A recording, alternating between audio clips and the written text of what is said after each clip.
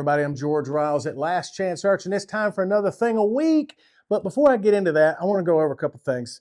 One thing, only 16% of you that are watching these videos are subscribed, and it helps us out a lot if all of you would subscribe, and it benefits you to subscribe because you'll get a notification when the next video comes out. So do us a favor, take a second, click the button, okay?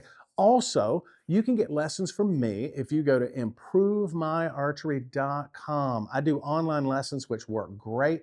I can also do in-person lessons, and you can come to my shop and get lessons there with me. Improvemyarchery.com. You can go there, look at my calendar, see when I'm available, pick a time that makes sense for you, and I'll see you when you get there for your lesson.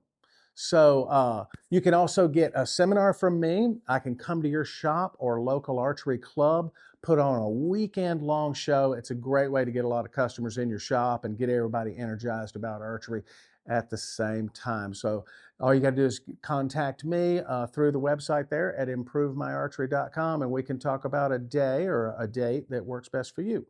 So that all being said, here we go for another thing a week. Right.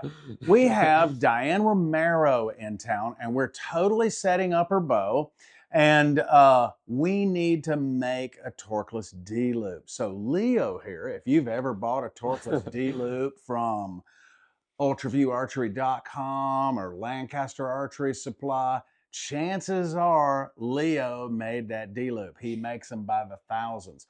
But Leo's going to show you how to make your own, and then later I'll make another video on how to install it on the bow. So, Leo, are you ready? I'm ready. Let's go. Okay, let's do it. All right.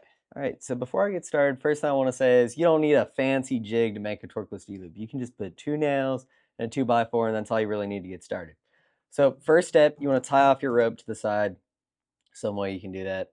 You're going to do 6 wraps like this. 1, 2, 3, 4, 5, 6. Bring it around one more time, bring it under your nail or hook, whatever you're using, and tie that off like that. Then you're gonna wanna cut your tag end. Take your rope, you wanna get around an arm's length of this.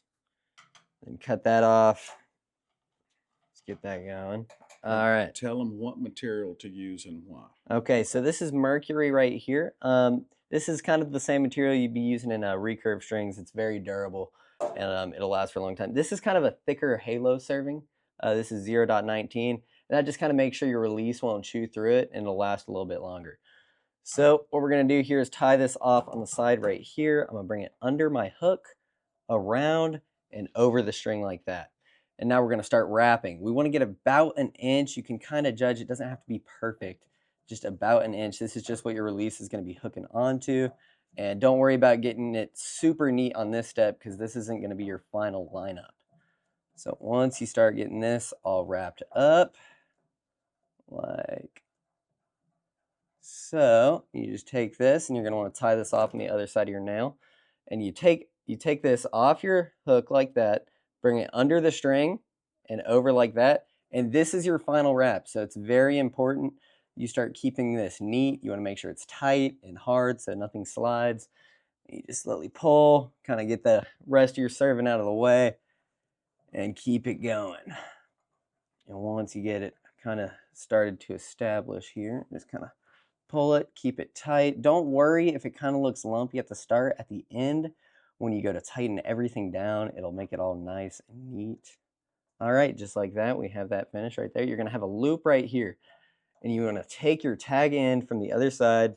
I like to wrap it around an Allen wrench. You can use a Sharpie. You can just grab anything and wrap it around just so it doesn't cut into your hands when you pull it tight. You just pull tight right there. And you can use this step to kind of center it in the middle of the D-loop. Make sure it looks super clean like that. All right, then you take the other side because I got a little loose piece right there. And I can pull that tight like so. Perfect. And then you just take your little pieces right here, pull them out. And you can cut this snug. This doesn't really matter.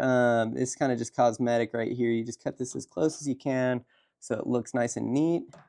And just like that, you have a torqueless D-loop. So now you have it. That's how you make a torqueless D-loop. So Leo, a couple of notes. For 1 inch extension on your D-loop, you'll set your layout length at 3 inches.